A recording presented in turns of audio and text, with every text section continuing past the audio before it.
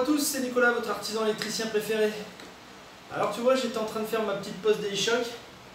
J'étais en train de pleurer aussi. Ils sont fondus. Il fait une chaleur d'enfoiré. C'est un truc de malade. Tu vois, je bois de l'eau, c'est des glaçons. J'arrive pas à me rafraîchir. Bref, mais ça on s'en fout. Et en plus aujourd'hui, tu vois, j'installe du chauffage. Donc, par cette chaleur de ouf, installer du chauffage, psychologiquement, c'est réel. Mais, j'ai quand même pensé à toi en installant le chauffage.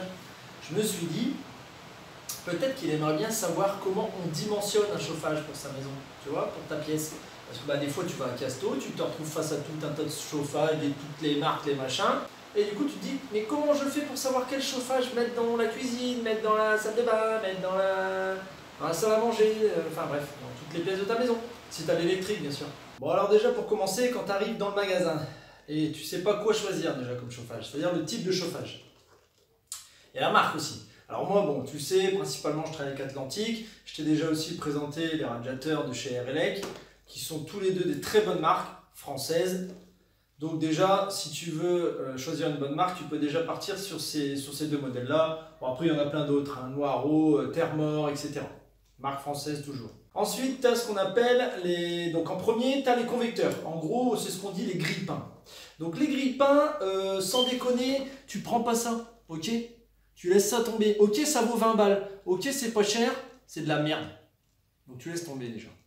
Merci. Bon, on a parlé des grille-pains, maintenant on va parler des radiateurs rayonnants. Alors le rayonnant, c'est déjà un peu mieux que le grille-pain, forcément, c'est pas excessivement cher.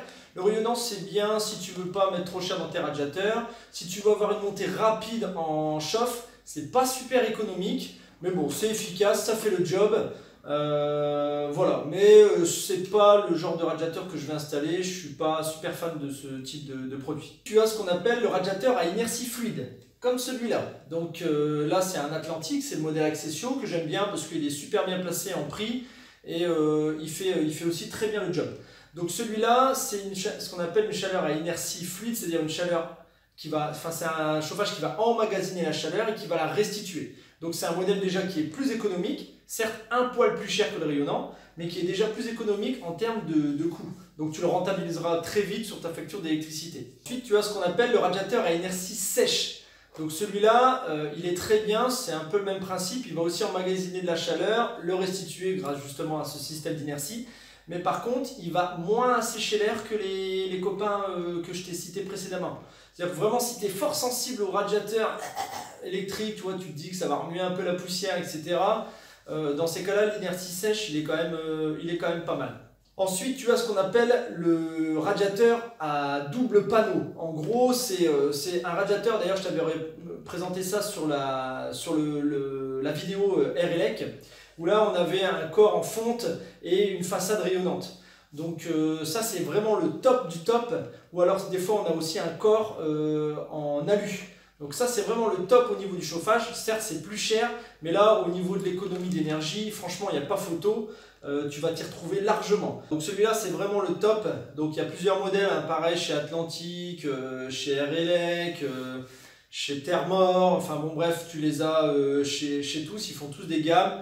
Voilà, après c'est toi qui choisis, hein. Moi je suis pas là pour te vendre un truc, je t'explique juste ce qu'il faut enfin voilà, pour t'aider. Mais c'est le top, mais c'est un peu plus cher, mais c'est le top.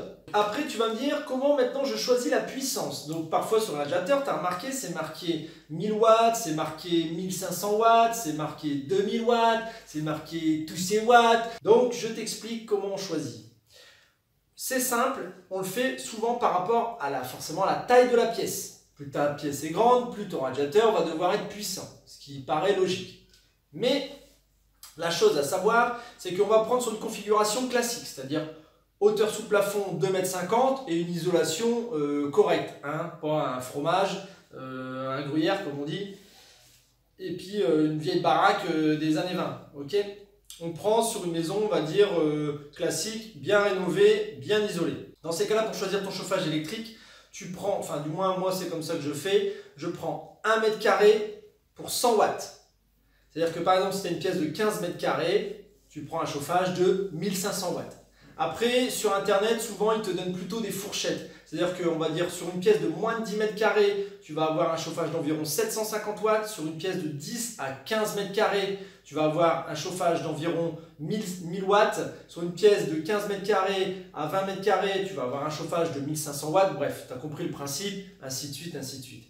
Après, la petite astuce que je peux te donner, c'est que si tu as une très grande pièce à chauffer, par exemple, on va dire que tu as un séjour de 40 mètres carrés, ils font des chauffages de 4000 watts, ça existe, hein, mais je te conseille de fractionner ton chauffage.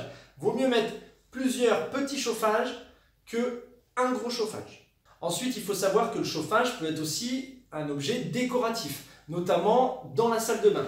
Dans la salle de bain, tu as souvent un sèche-serviette. Alors maintenant, ils font tout un tas de sèche-serviettes. On pourrait ça trouver un petit peu has-been le sèche-serviette, mais franchement, dans une salle de bain, c'est super top. En plus, c'est hyper déco si tu as une belle salle de bain. Maintenant, ils en font toutes les couleurs, ils en font même avec de la musique dedans. Chez Atlantique, ils te proposent un truc Bluetooth, machin, dernier cri, dernier modèle. Enfin bon, bref, tu peux faire vraiment des trucs de fou avec les sèche-serviettes aujourd'hui. Et tu l'as dans plusieurs coloris, enfin bon, plusieurs gammes. Bref, c'est vraiment un truc de fou. Si tu as besoin de conseils, tu m'appelles, je te dirai tout ce qu'il faut savoir. Et surtout, là tu me connais, c'est ma partie, c'est la partie que je préfère. Je te conseille de soit connecter tes chauffages, c'est-à-dire avec un petit thermostat connecté sur chaque appareil que tu puisses piloter avec ton smartphone, ou alors sinon, je te conseille de bien les programmer, même si c'est en natif, de bien les programmer de manière à gérer ta consommation d'énergie.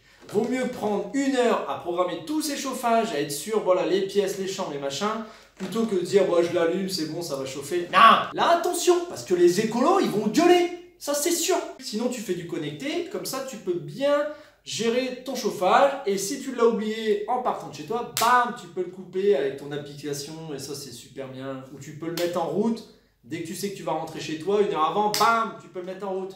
Bon, là, aujourd'hui, on ne va pas le mettre en route.